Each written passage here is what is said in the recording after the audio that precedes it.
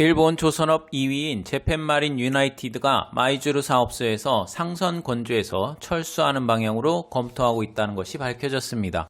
중소형 벌크 운반선을 중심으로 건조를 계속해왔지만 중국의 조선소나 일본 여타 조선소와의 경쟁 격화로 수주 환경이 악화되고 있습니다. JMU는 일본 조선업계 1위인 이마바리 조선과의 자본 업무 제휴를 결정하고 있어 자사의 생산 합리화를 단행하는 상황입니다. JMU의 마이즈루 사업소는 해군 공창을 바탕으로 일본의 연안에서는 제1의 대형 조선소인데요. 향후 함정 사업을 주력으로 운영하고 벌크 운반선이나 유조선 등 국제적으로 경쟁이 치열한 상선에서는 손을 뗄 생각이라고 하네요. 벌크 운반선은 광석, 석탄, 곡물 등을 포장하지 않고 그대로 화물칸에 적재하여 운반하는 배를 말합니다. 마이즈루 사업소에서의 상선 건조를 중단하는 경우 최대 주주인 IHI나 JFE 홀딩스에도 손실이 발생할 가능성이 있습니다. JMU는 향후 초대형 배를 건조할 수 있는 설비를 갖춘 아리아케 사업소나 구레 사업소, 츠시를 중심으로 상선 사업의 경쟁력을 높인다고 밝혔습니다.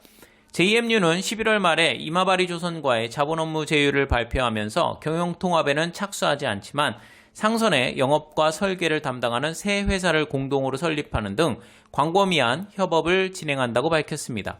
마이즈루 사업소에서의 상선 건조 포기 등 생산 합리화를 통한 시너지를 최대화할 것으로 보입니다.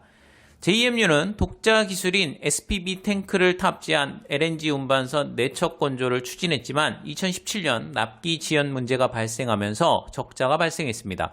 2019년에는 원유 운반선, 화물 운반선, 컨테이너선 외에 다른 종류의 배는 수주는 안 한다는 것이 회사 기본 방침이었습니다. 하지만 JMU가 수주하려고 하는 배들은 기술적으로 중국과 큰 차이가 없고 가격 경쟁력에서 한참 뒤떨어지다 보니 덤핑 수주를 하지 않는 이상은 수주 자체가 불가능한 상황이죠. 세계 조선업계에서는 이미 대형 업체들의 M&A가 줄을 잇고 있는데요. 한국에서는 현대중공업이 대우조선해양을 인수 추진 중이고 중국에서도 중국 조선업 1위인 중국 선박공업 집단이 2위인 중국 선박중공 집단과 합병했습니다. 일본 조선소는 경쟁이 격화된 조선산업 분야에서 힘겨운 싸움을 해오며 상선 사업의 구조개혁 필요성을 절감하고 있습니다. 미쓰비시 중공업은 2010년 고베조선소의 상선 건조 사업에서 철수하면서 화물선 건조 사업을 나가사키 조선소로 통합했는데요. 회사의 상선 건조 사업의 주력인 나가사키 조선소를 오시마 조선소에 양도할 방침입니다. 미쓰이 ENS도 상선 부문에서 철수하고 군함과 같은 특수선 사업에 주력할 것이라고 발표했습니다. 일본 네티즌 반응입니다. 국제정세를 파악하고 일본이 살아남는 길을 걸었으면 좋겠다고 생각합니다.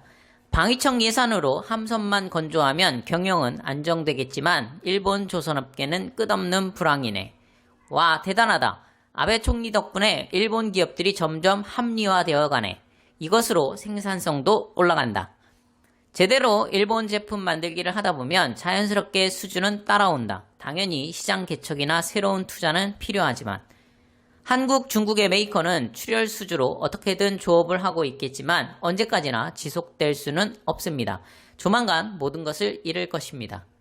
한국, 중국과 가격면에서 경쟁하려면 생산 거점을 해외 이전하는 방법밖에는 방법이 없다.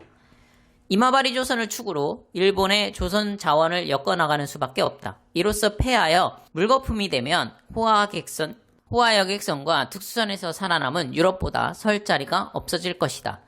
곧 한국은 파탄나서 정부의 원조 자금도 바닥나고 원달러 환율 하락으로 어찌할 수 없게 된다. 단지 그때까지는 기간산업의 보호를 위해 일본도 원조가 필요하지 않을까?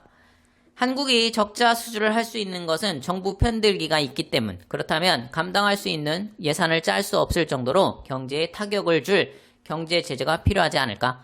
핵심 부품 수출 제한, 한국 여행에 대해 도항세 징수, 민간에 의한 한국 제품 불매 운동 등. 여하튼 좀 더 빨리 결단을 내릴 수는 없는지. 이미 경쟁력을 상실한 지 오래된 일본 조선 업체들은 좀 더 일찍 구조조정에 착수해 전열을 정비했어야 하는데 그러지 못하고 미적미적대다 막다른 골목에 다다른 상황입니다.